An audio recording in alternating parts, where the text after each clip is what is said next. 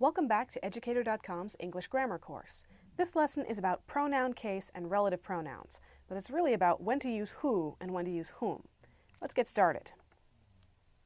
All right, I'm sure you've been in this situation before. You pick up the phone, somebody says something and you say, "Who are you calling for?" And if the person who's calling is a grammar Nazi, they go, "No, for whom are you calling?" And you get into this whole fight about do I say who or do I say whom?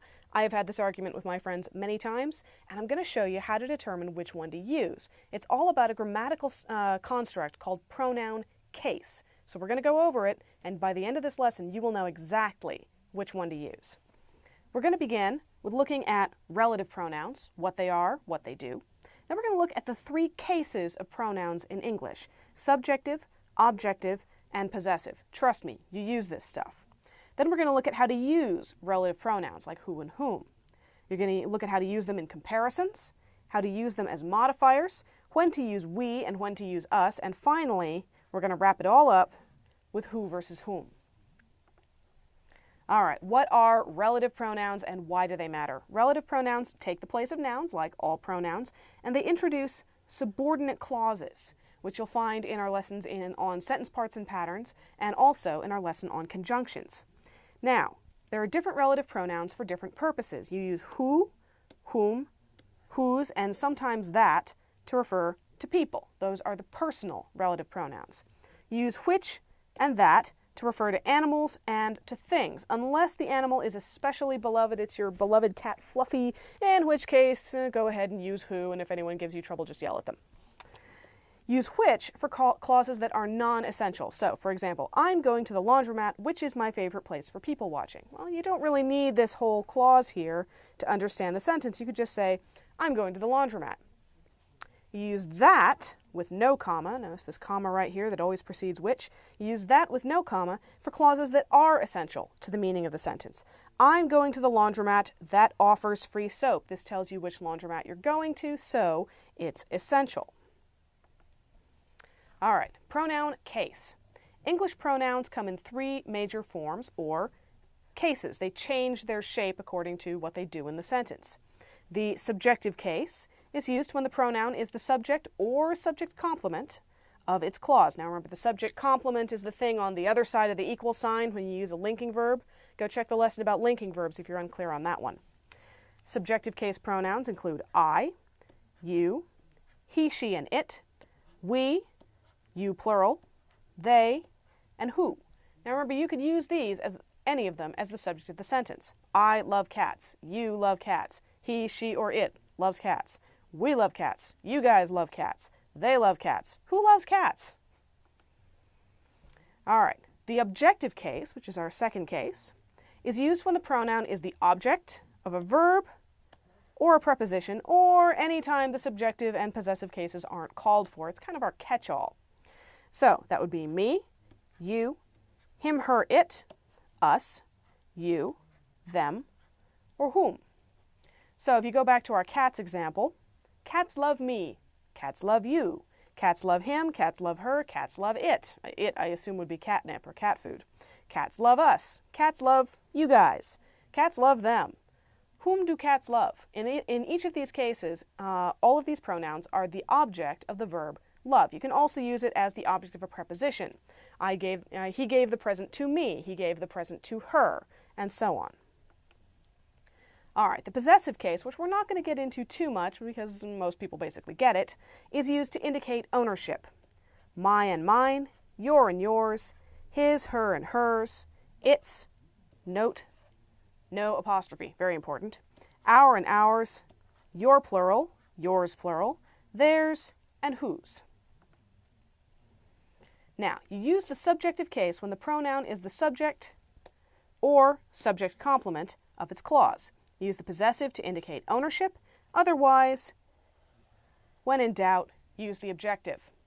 So, I hope they don't ask me too many questions. I, of course, is the subject of the sentence. Okay?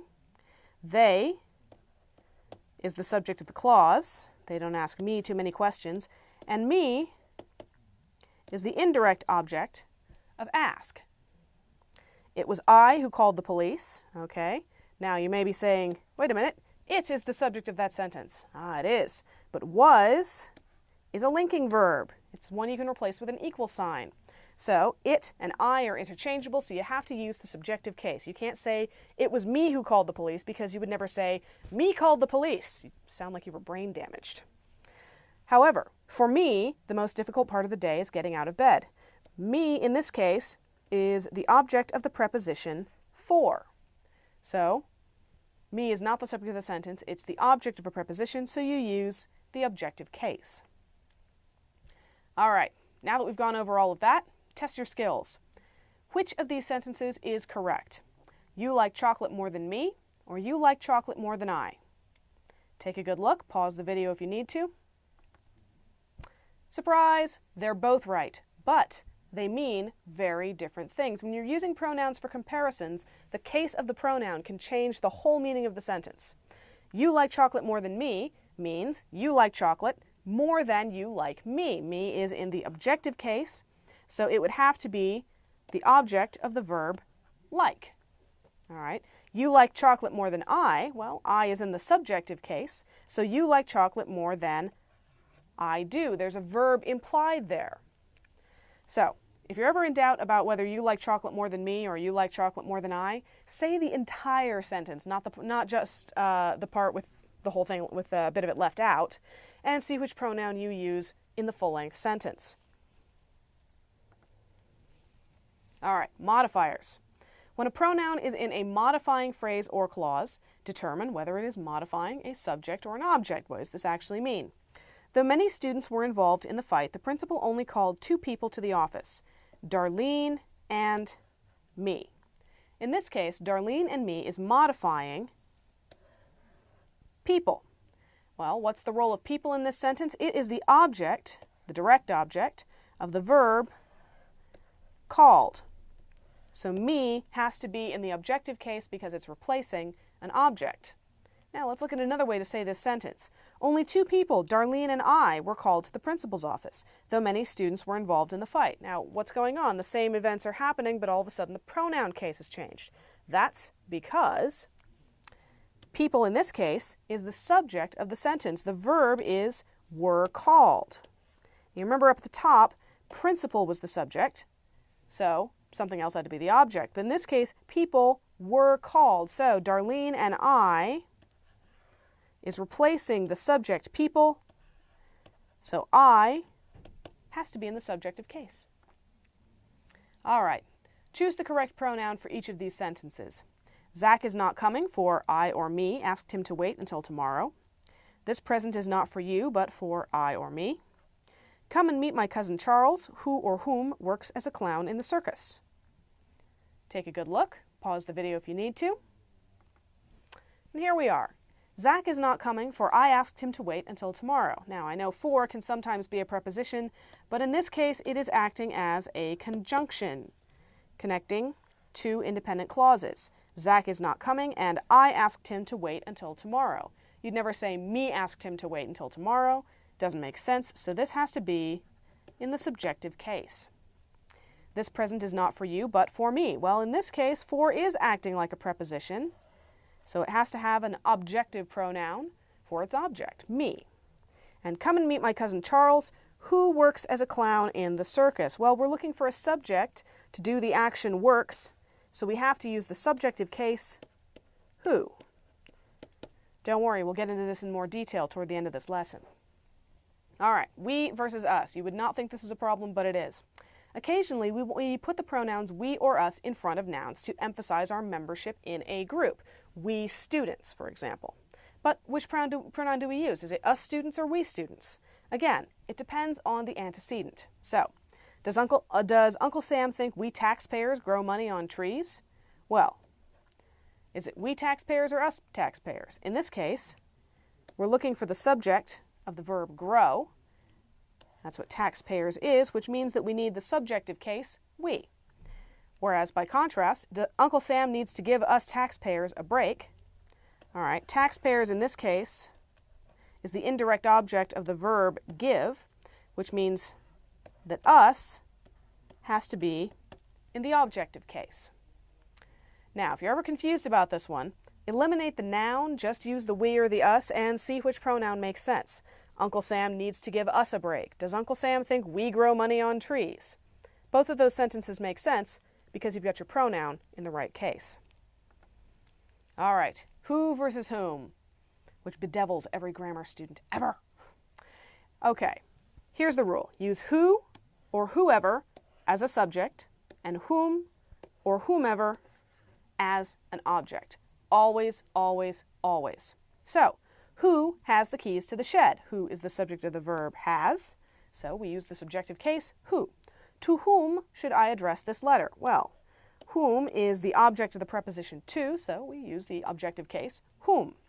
All right, most people can't remember subjective case, objective case, all that stuff. So here is the trick that professional grammarians and writers use. When in doubt, temporarily replace the pronoun with either he or him.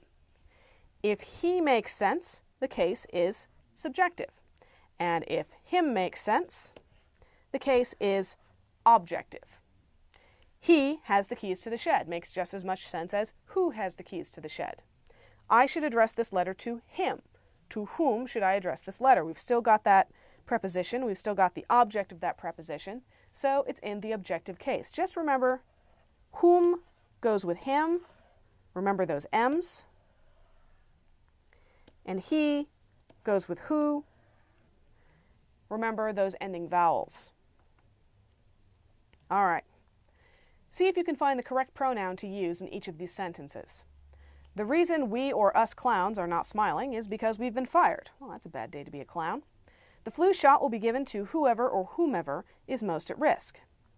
For who or for whom are you calling? Who or whom is this? You can't fool we or us amateur detectives. And whom are you going to ask to the prom? Take a good look. Pause the video if you need to. All right, the reason we clowns are not smiling is because we've been fired. Well, we wanted the subject of are not smiling. If you get rid of clowns, it would be we are not smiling, so we is the pronoun we need. The flu shot will be given to whomever is most at risk. In this case, the preposition to is our controlling factor. It needs an object, so we use the objective case, whomever. For whom are you calling? We have the preposition for. It needs an object, so for whom. Who is this? Is our verb.